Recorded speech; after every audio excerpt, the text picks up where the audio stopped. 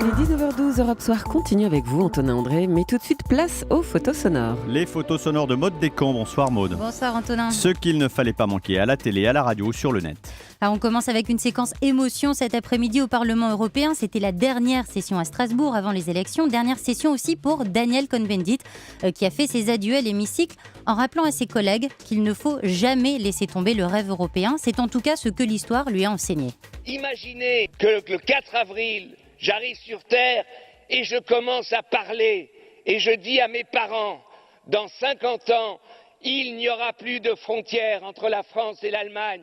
Le Rhin ne sera plus une frontière, mais un fleuve commun. Mes parents auraient dit, on a un problème. Il parle trop tôt et il dit n'importe quoi. Voilà l'histoire européenne. Voilà mon histoire. Daniel Cohn-Bendit que vous écoutez chaque matin sur Europe 1. Une séquence tentative d'humour maintenant, c'était à l'Assemblée nationale cet après-midi. Le député UMP Claude Deganet a joué aux devinettes avec ses collègues, façon question pour un champion. Qui suis-je ? Je suis responsable du plus grand plan social que l'État ait jamais planifié. J'organise le démantèlement d'un secteur industriel de pointe et fragilise ce qu'il reste de la compétitivité énergétique de nos entreprises. Je programme l'effondrement industriel de régions entières. Je suis le président de la République, mes chers collègues. J'avais bien dit tentative d'humour. On change complètement de sujet, on va parler allergie. Alors il y en a des connus, au pollen, aux arachides, mais saviez-vous que certains sont allergiques au cannabis et apparemment c'est de plus en plus fréquent et c'est particulièrement désagréable. C'est ce qu'a confié Ludovic au micro d'Anne Le Gall ce matin sur Europe 1. En fait, je sens tout simplement des fourmillements qui arrivent par les pieds et les doigts. Et puis, au final, ils s'engourdissent vraiment jusqu'à ce que je puisse plus les bouger.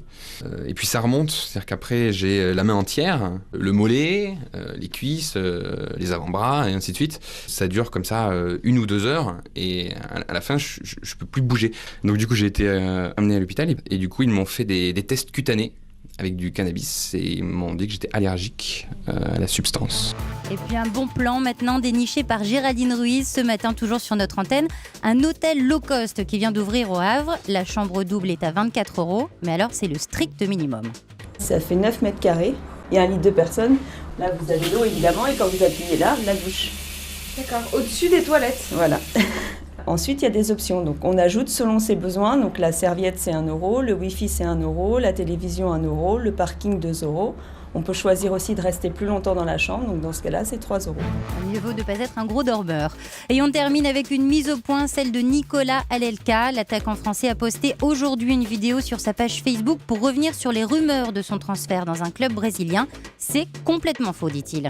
Je suis soi-disant attendu jeudi au Brésil parce que j'aurais soi-disant trouvé un accord avec un club brésilien. J'aurais soi-disant aussi déjà signé avec ce club. En tout cas, moi, je suis pas au courant. C'est pas vrai, c'est faux. Je sais déjà où je veux aller si jamais j'ai l'intention de continuer. Mais en tout cas, c'est pas au Brésil. Merci Maude Descamps. Vous êtes allergique, vous ? Moi, au je cannabis ? ne sais pas.